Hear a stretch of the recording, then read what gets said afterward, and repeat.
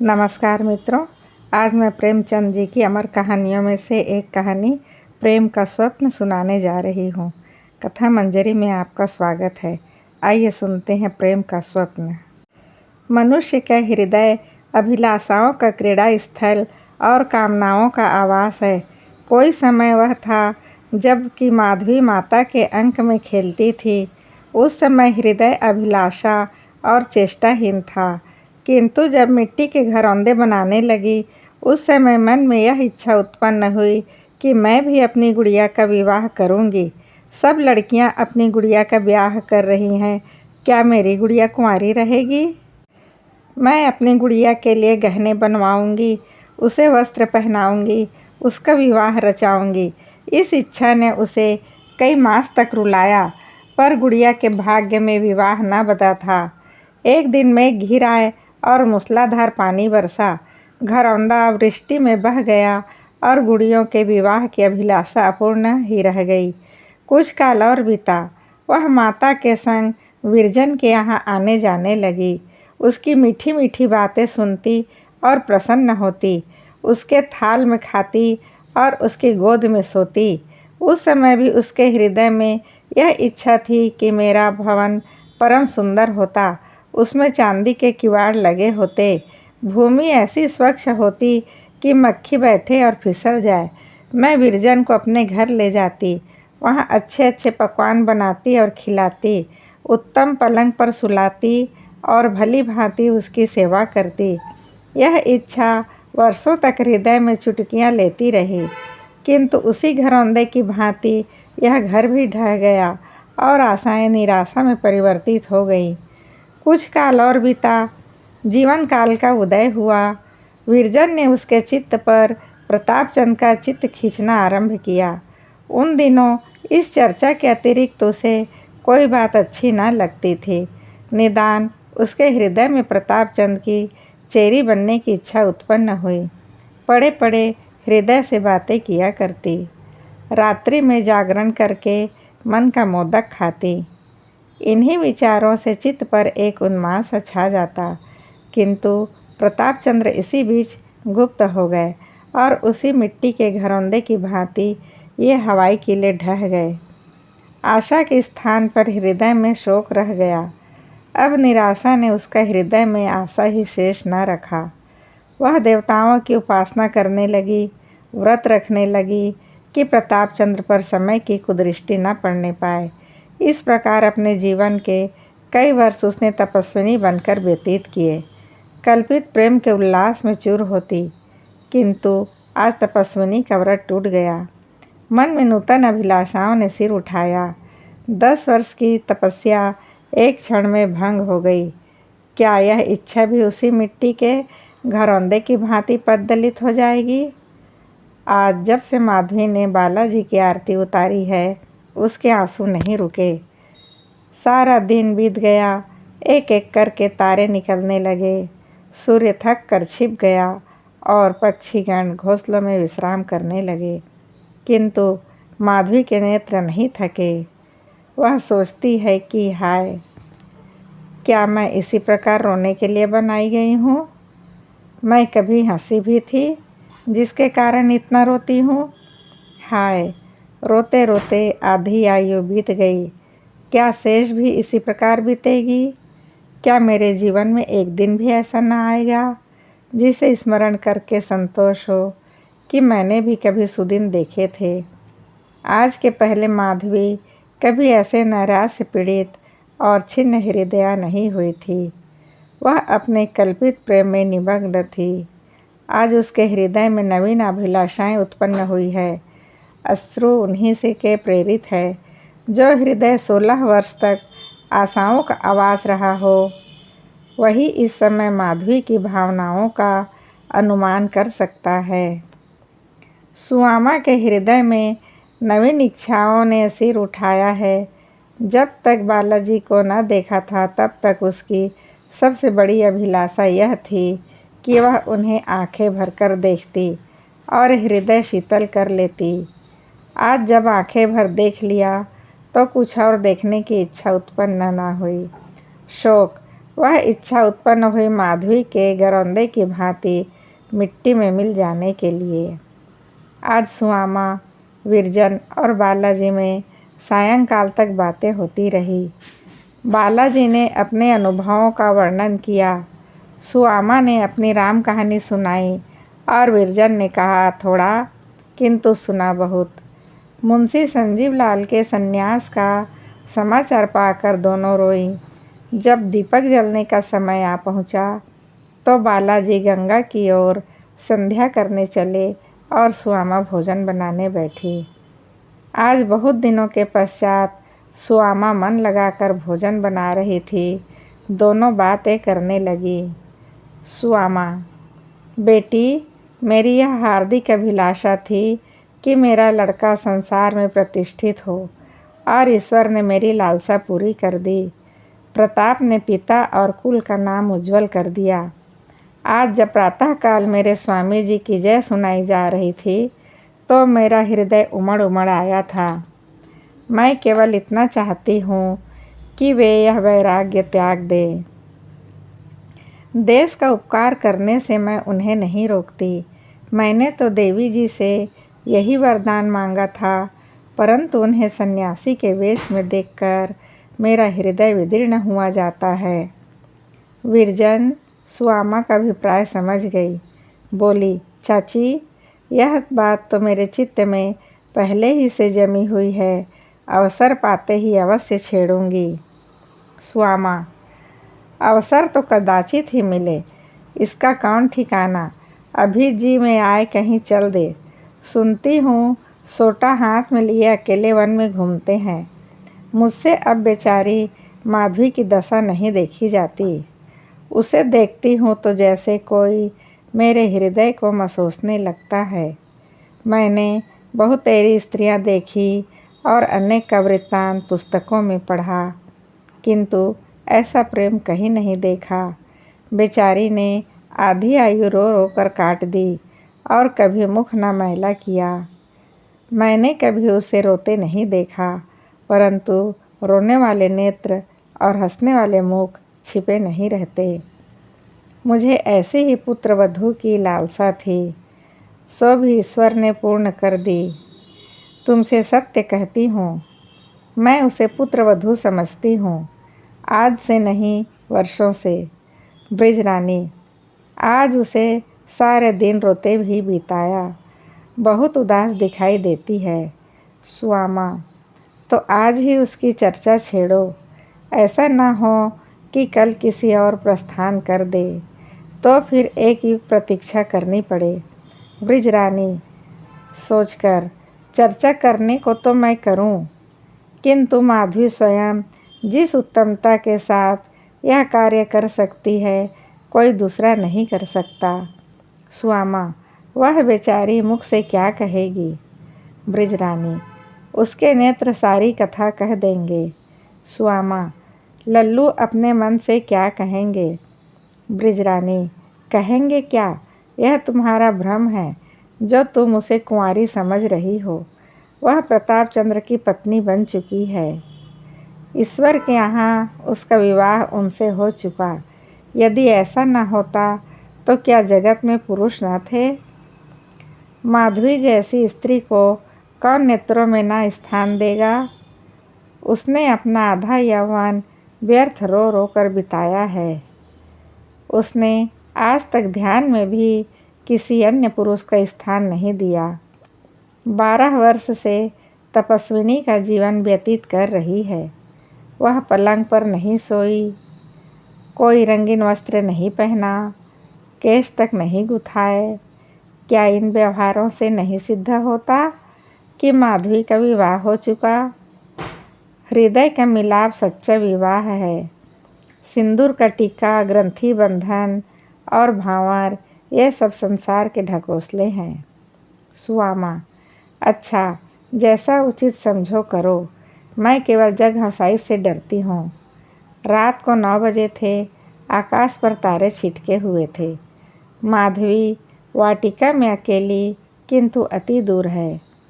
क्या कोई वहाँ तक पहुँच सकता है।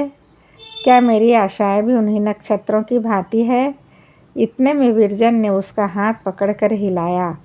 माधवी चौंकी। विरजन, अंधेरे में बैठी क्या कर रही है? माधवी, कुछ नहीं, तारों को देख रही हूँ। वे कैसे सुहावने लगते हैं, किंतु मिल नहीं सकते। विरजन के कलेजे में बरछी सी लग गई। धीरज धरकर बोली, यह तारे गिनने का समय नहीं है। जिस अतिथि के लिए आज भोर से ही फूली नहीं समाती थी, क्या इसी प्रकार उसकी अतिथि सेवा करेगी? माधवी, मैं ऐसे अतिथि की सेवा के योग्य कब हूँ? विरजन, अच्छा, यहाँ से उठो तो मैं अतिथि सेवा की रीति बताऊँ। दोनों भीतर आईं। सुआमा भोजन बना चुकी थी। बालाजी को माता के हाथ की रसोई बहुत दिनों में प्राप्त हुई। उन्होंने बड़े प्रेम से भोजन किया। सुआमा खिलाती जाती थी और रोती जाती थी। बालाजी खा पीकर लेटे तो विरजन ने माधवी से कहा, अब यहाँ कोने में मुख बांधकर क्यों बैठी हो? माधवी, कुछ तो दो, खा के सो रहूं, अब यही जी चाहता है। विरजन, माधवी ऐसी निराश ना हो। विरजन, माधवी ऐसी निराश ना हो। क्या इतने दिनों का व्रत एक दिन में भंग कर देगी? माधवी उठी, परंतु उसका मन बैठा जाता था। जैसे मेघों की काली काली घटाएं उठती हैं और ऐसा प्रतीत होता है कि अब जल थल एक हो जाएगा, परंतु अचानक पछुआ वायु चलने के कारण सारी घटा काई की भांति फट जाती है। उसी प्रकार इस समय माधवी की गति हो रही है। वह शुभ दिन देखने की लालसा उसके मन में बहुत दिनों से थी। कभी वह दिन भी आएगा जबकि मैं उसके दर्शन पाऊंगी और उनकी अमृतवाणी से श्रवण तृप्त करूंगी। इस दिन के लिए उसने मान्याएं कैसी मानी थी। इस दिन के ध्यान से ही उसका हृदय कैसा खिला उठता था। आज भोर ही से माधवी बहुत प्रसन्न थी। उसने बड़े उत्साह से फूलों का हार गूंथा था। सैकड़ों कांटे हाथ में चुभा लिए उन्मत्त की भांति गिर पड़ती थी। यह सब हर्ष और उमंग इसीलिए तो था कि आज वह शुभ दिन आ गया। आज वह दिन आ गया जिसकी ओर चिरकाल से आंखें लगी हुई थी। वह समय भी अब स्मरण नहीं, जब यह अभिलाषा मन में ना रही हो, परंतु इस समय माधवी के हृदय में वह गाते नहीं हैं। आनंद की भी सीमा होती है। कदाचित वह माधवी के आनंद की सीमा थी जब वह वाटिका में झूम झूम कर फूलों से आंचल भर रही थी। जिसने कभी सुख का स्वाद ही ना चखा हो, उसके लिए इतना ही आनंद बहुत है। वह बेचारी इससे अधिक आनंद का भार नहीं संभाल सकती। जिन अधरों पर कभी हंसी आती ही नहीं, उनकी मुस्कान ही हंसी है। तुम ऐसों से अधिक हंसी की आशा क्यों करते हो? माधवी बालाजी की ओर, परंतु इस प्रकार नहीं जैसे एक नवेली बहू आशाओं से भरी हुई श्रृंगार किए अपने पति के पास जाती है। वही घर था जिसे वह अपने देवता का मंदिर समझती थी। जब वह मंदिर शून्य था, तब वह आकर आंसुओं के पुष्प चढ़ाती थी। आज जब देवता ने वास किया है, तो वह क्यों इस प्रकार मचल मचल कर आ रही है? रात्रि भली भांति आर्द्र हो चुकी थी। सड़कों पर घंटों के शब्द सुनाई दे रहे थे। माधवी दबे पांव बालाजी के कमरे के द्वार तक गई। उसका हृदय धड़क रहा था। भीतर जाने का साहस न हुआ, मानो किसी ने पैर पकड़ लिए। उल्टे पांव फिर आई और पृथ्वी पर बैठकर रोने लगी। उसके चित्त ने कहा, माधवी, यह बड़ी लज्जा की बात है। बालाजी की चेरी सही, माना कि तुझे उनसे प्रेम है, किंतु तू इसकी स्त्री नहीं है। तुझे इस समय उनके गृह में रहना उचित नहीं है। तेरा प्रेम तुझे उनकी पत्नी नहीं बना सकता। प्रेम और वस्तु है और सुहाग और वस्तु है। प्रेम चित्त की प्रवृत्ति है और ब्याह एक पवित्र धर्म है। तब माधवी को एक विवाह का स्मरण हो आया। वर ने भरी सभा में पत्नी की बाँह पकड़ी थी और कहा था, इस स्त्री को मैं अपने गृह की स्वामिनी और अपनी मन की देवी समझता रहूँगा। इस सभा के लोग, आकाश, अग्नि और देवता इसके साक्षी रहे। हाँ, एक ऐसे शुभ शब्द हैं। मुझे कभी ऐसे शब्द सुनने का मौका प्राप्त ना हुआ। मैं न अग्नि को अपना साक्षी बना सकती हूँ, न देवताओं को और न आकाश ही को, परंतु हे अग्नि, हे आकाश के तारों और हे देवलोकवासियों, तुम साक्षी रहना कि माधवी ने बालाजी की पवित्र मूर्ति को हृदय में स्थान दिया, किंतु किसी निकृष्ट विचार को हृदय में न आने दिया। यदि मैंने घर के भीतर पैर रखा हो तो हे अग्नि, तुम मुझे अभी जलाकर भस्म कर दो। हे आकाश, यदि तुमने अपने अनेक नेत्रों से मुझे गृह में जाते देखा तो इसी क्षण मेरे ऊपर इंद्र का वज्र गिरा दो। माधवी कुछ काल तक इसी विचार में मग्न बैठी रही। अचानक उसके कान में भक भक की ध्वनि आई। उसने चौंक कर देखा तो बालाजी का कमरा अधिक प्रकाशित हो गया था और प्रकाश खिड़कियों से बाहर निकलकर आंगन में फैल रहा था। माधवी के पांव तले से मिट्टी निकल गई। ध्यान आया कि मेज पर लैंप भभक उठा। वायु की भांति वह बालाजी के कमरे में घुसी। देखा तो लैंप फटक पृथ्वी पर गिर पड़ा है और भूतल के बिछावन में तेल फैल जाने के कारण आग लग गई है। दूसरे किनारे पर बालाजी सुख से सो रहे थे। अभी तक उनकी निद्रा ना खुली थी। उन्होंने कालीन समेटकर एक कोने में रख दिया। विद्युत की भांति लपक कर माधवी ने वह कालीन उठा लिया और भभकती हुई ज्वाला के ऊपर गिरा दिया।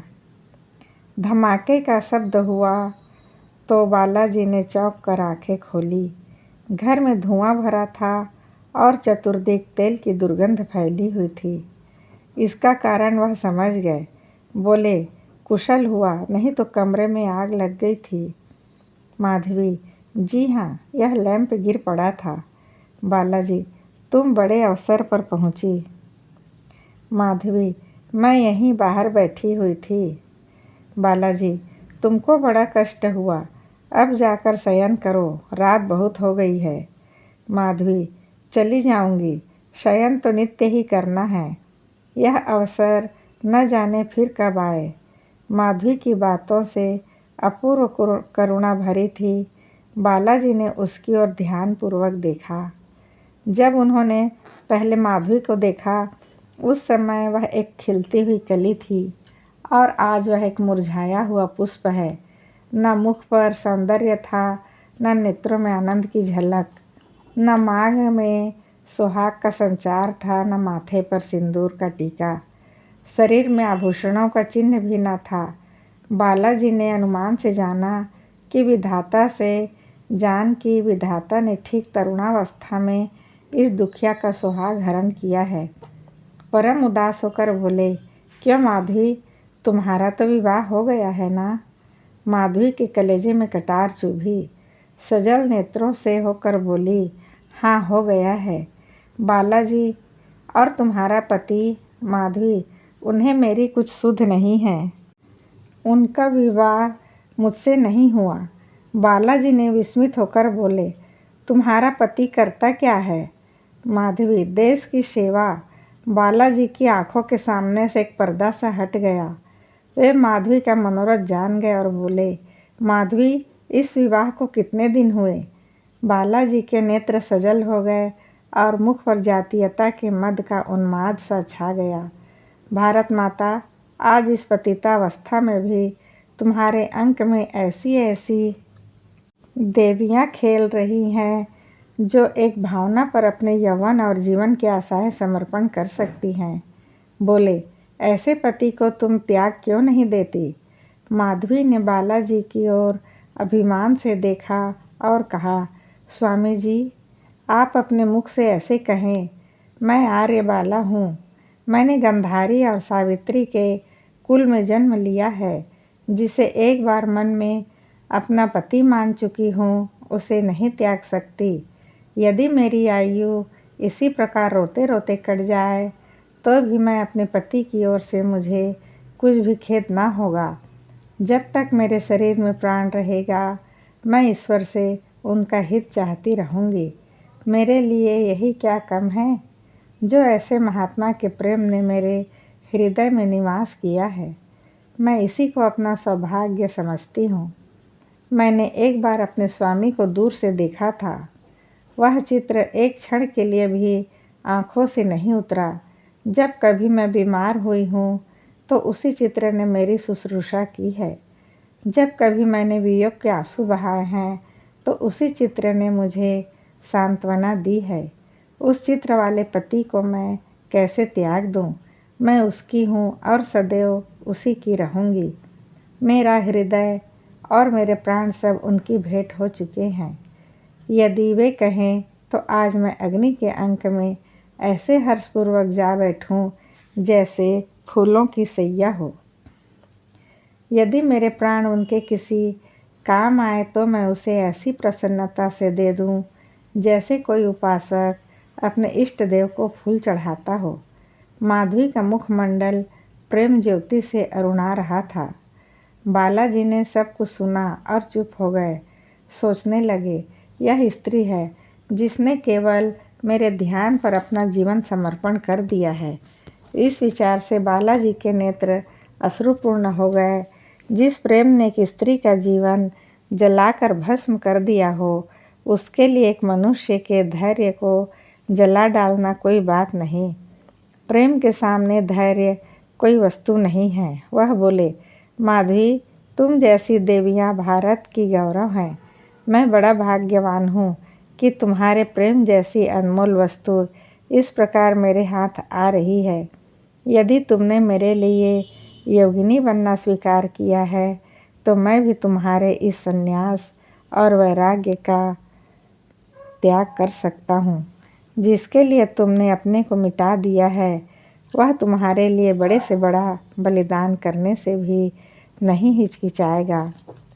माधवी उसके लिए ही प्रस्तुत थी। तुरंत बोली, स्वामी जी, मैं परम अबला और बुद्धिहीन स्त्री हूँ, परंतु मैं आपको विश्वास दिलाती हूँ कि निज विलास का ध्यान आज तक एक पल के लिए भी मेरे मन में नहीं आया।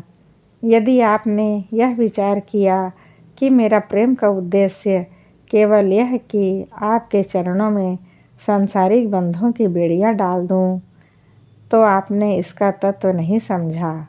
मेरे प्रेम का उद्देश्य वही था जो आज मुझे प्राप्त हो गया। आज का दिन मेरे जीवन का सबसे शुभ दिन है। आज मैं अपने प्राणनाथ के सम्मुख खड़ी हूँ और अपने कानों से उनकी अमृतमयी वाणी सुन रही हूँ। स्वामी जी, मुझे आशा न थी कि इस जीवन में मुझे यह दिन देखने का सौभाग्य होगा।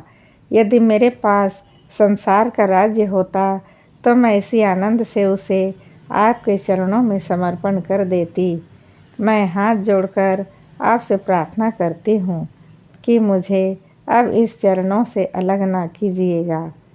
मैं संन्यास ले लूँगी और आपके साथ रहूँगी, वैरागिनी बनूँगी, भभूति रमाऊँगी, परंतु आपका संग न छोड़ूँगी। प्राणनाथ, मैंने बहुत दुख सहे हैं, अब यह जलन नहीं सह जाती।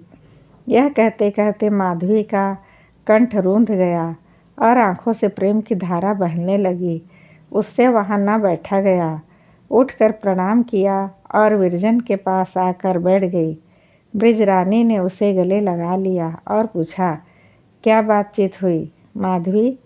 जो तुम चाहती थी। ब्रिजरानी, सच क्या बोले? माधवी, यह न बताऊंगी। ब्रिजरानी को मानो पड़ा हुआ धन मिल गया। बोली, ईश्वर ने बहुत दिनों से मेरा मनोरथ पूरा किया। मैं अपने यहाँ से विवाह करूँगी। माधवी नैराश्य से मुस्कुराई। विरजन ने कंपित स्वर में कहा, हमको भूल तो न जाएगी? उसकी आंखों से आंसू बहने लगे।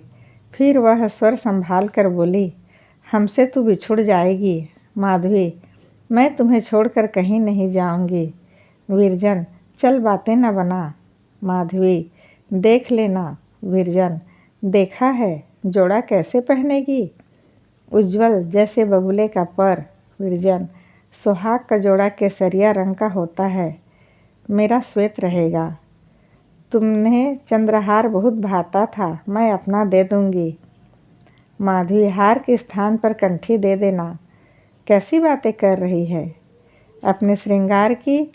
विरजन, तेरी बातें समझ में नहीं आती। तू इस समय इतनी उदास क्यों है।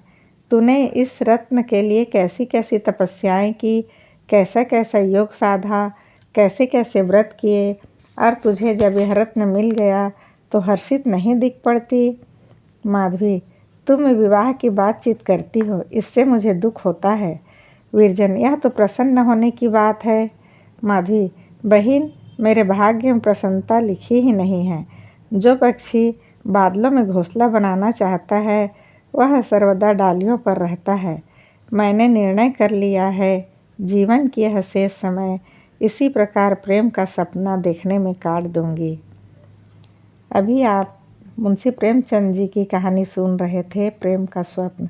अगली कहानी में फिर मिलते हैं। धन्यवाद।